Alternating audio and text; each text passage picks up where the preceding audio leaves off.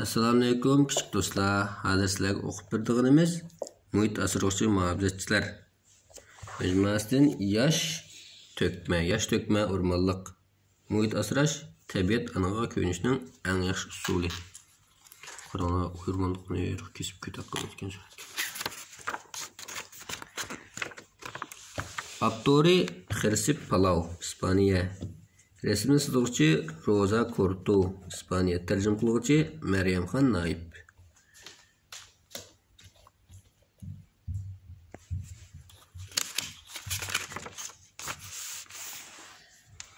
Bir tal, iki tal, üç tal, dört tal. Men daraxtdaki güllerini sanashni pek amriq.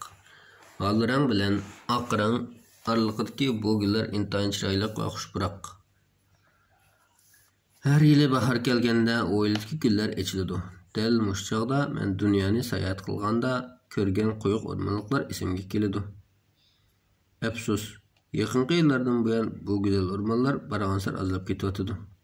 Kichik do'stlar, sizlar o'rmonliqlarning bara kichiklab yo'qolish girdog'iga berib qolganligining sababini bilganlar bormi?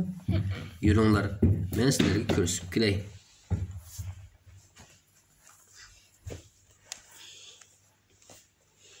Yaxshilar ko'rsatib keldimmi?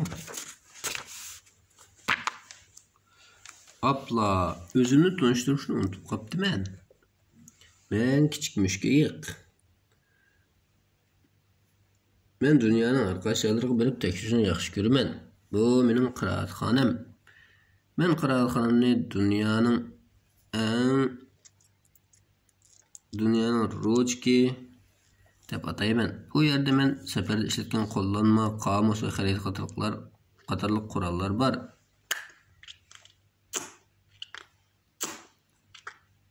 Bu qurollardan boshqa eng muhim bo'lgan sayohatga bog'liq aslimlarim bor.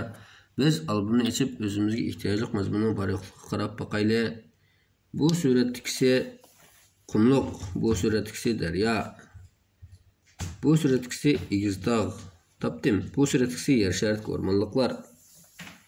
Deb mashkisiga so'zib berdi.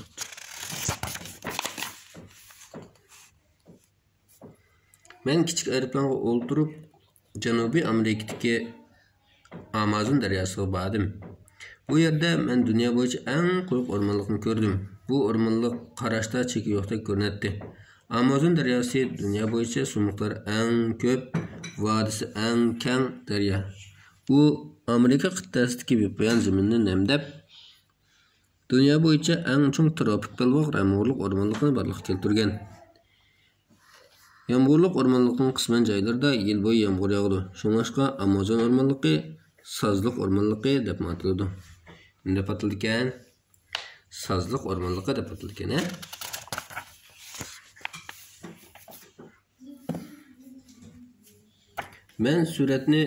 Bu suratni men Afrika qit'asidagi Kongoga ziyoratga borganda tortgan. U yer bek issiq. Tropik belbog' yomg'irliq o'rmonliqning havo temperaturasi yil bo'yi yuqori bo'lib, har kuni yozdek turadi. Bu cho'ng daraxt Afrika qit'asidagi palasandir daraxti. U egiz yo'g'on keldi. Qaranglar, maymunchoq va ba'zi qushqoch va ba'zi qurtlar daraxtni o'ziga makon qilib ekan. Texam hayron qolarlik yeri shuki, ular daraxt ustida uxlayolaydi. Hargizmi yiqilib tushmaydi. Ular daraxt ustida uxlaydi ekan.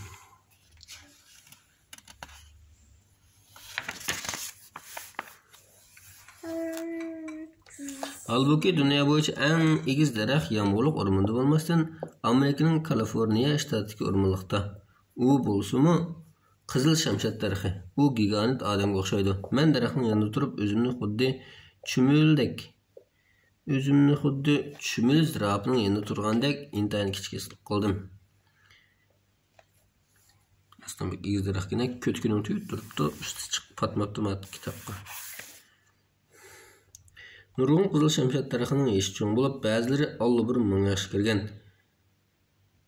Navbatda bu daraxtni qo'g'dash asosiy hukumatning kuchiga tayinlanadi.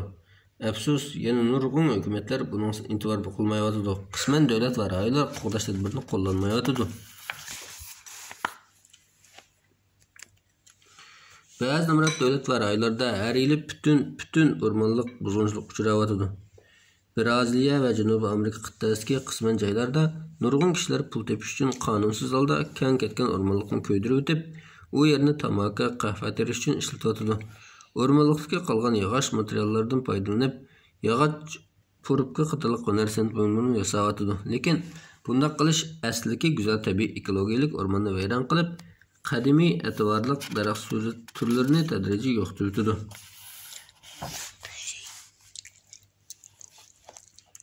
Qonunsiz daraxt kesish o'rmonliqning yana bir yo'qolishining sababi. Kishilar doim qimmatli e'tiborli daraxtlarni tanlab kesadi. Masalan, palisander daraxti va nikton daraxti degandek. Kesilgan daraxtlar uy jihozlari, ishik, lem qilib tasıldı yoki boshqalarga sotiladi. Bu suratni men Osiyo qit'asidagi bir meda tortgan. Suratdan o'rmonliqdagi qadimiy daraxt va yoki texi cho'nglangan ko'chatlarning rangimsizlarcha kesilganini ko'rib olib bo'ladi. Daraxt kesishlar nurg'un o'rmonni vayron qildi. Bu qilmishlar odamni ichindirdi.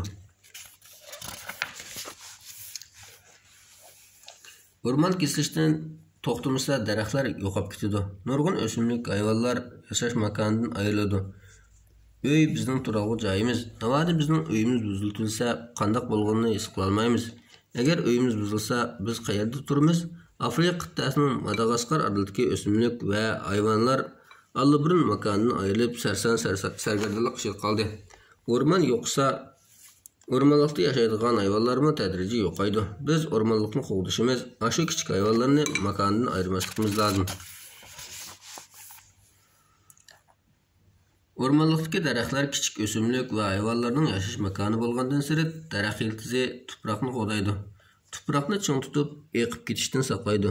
Daraxt bo'lmagan tuproq unumsiz bo'lib boshqa narsalarni terg'il bo'lmaydi. Daraxt bo'lmasa bo'ron, yomg'ir va xumtozorlar tuproq yuzini yalab, tuproqdagi uzun moddalarni elib ketadi. Tuproq uzuqliq moddadan ayrilsa, xuddi uyning to'risi va tem bo'lmagandek ojiz bo'ladi. Hech nima terg'il bo'lmaydi. Gollandiyaning qisman rayonlarındagi daraxtlarning o'pirmoqqa tushib ketgachga yoz qishga o'xshab qolgan. Mashina va zavodlar qo'yib bergan qonliq gaz havoda qetishib, suv bulutlarda yig'ilib qoladi.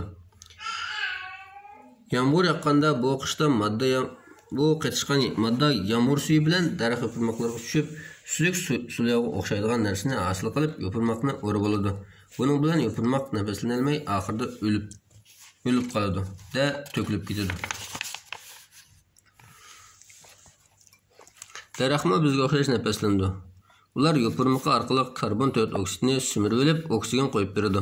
Insonlar, hayvonlar havodagi oksigenni simirib hayot kechiradi. Bu jonliqlarning asosiy davriyanishi. Shuningdek, biz o'rmonliqni yer sharining o'pkisi deymiz. U karbon-4 oksidni simirib oksigen qo'yib beradi. Navoda o'rmonliq bo'lmasa, bizga yetarli oksigen bo'lmaydi. Küçük olanın gittim mi? Çoğadanın gittim mi? Tebrikleşke arziydiğin şu ki nurg'un davlatlar o'rmonliqni qo'llashga atlandi. Mening do'stim Firi shimoldagi Yevropadagi Shvetsiya turdi. U va uning xizmatdoshlari o'rmon boshqaruvchi. Ular o'rmonga qarashga mas'ul bo'lib, mas'uliyatchan, beparvolik qilmaydi. Ular navbatishib kuzatib, o'rmonliqda o't ahvoli bayqalsa, dal vaqtida signal beradi. O'rmonliqdagi yo'llarni qarorlik tozalaydi hamda sayohatchilarning qoidasiga rioya qilib, o'rmonliqqa buzg'unchilik qilmaslikka kafolat qiladi. Shvetsiyaliklar va o'rmon bu orqali foydaga erishdi. Bu to'lim xushlanarli ishlar.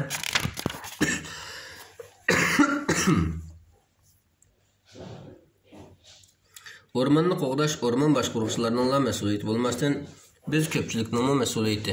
Biz o'rmonliqda o'ynaganda cho'qim o'zimizga keltirib chiqargan axlatlarni elib ketishimiz kerak. O'rmonliqda o't o'ynashga bo'lmaydi. Cho'qim belgilangan qoidaga rioya qilishimiz kerak. Chunki har qanday odam uyga o't qo'yishni, qalayimqon axlat tashlashni xohlamaydi-ku. Biz uyimizni asrashni bilib turib, yana nima uchun o'rmonni asramaymiz? Biz darhol shunday go'zal o'rmonni ko'rib turganimizdan xushal bo'lamiz. Ammo bilishimiz kerakki, o'rmonni qo'g'dimsak, u hamon yo'qolib ketadi. Navoda birov sizga qimmatli sovg'a bersa, Sizning uni ko'ydirishga yoki tashlatishingizga ko'zingiz qo'yamdi? O'rmon bizning eng qimmatli narsamiz. Biz onunğa buzg'unchilik qilsak bo'lmaydi. Biz o'rmonni qo'g'dishimiz, onunğa buzg'unchilik qilmasligimiz kerak. Kichik do'stlar, men o'ylab qaytib daraxtga yeşillikning o'zini qaranglar. Daraxtda yana bir tal yangi gul ochilibdi.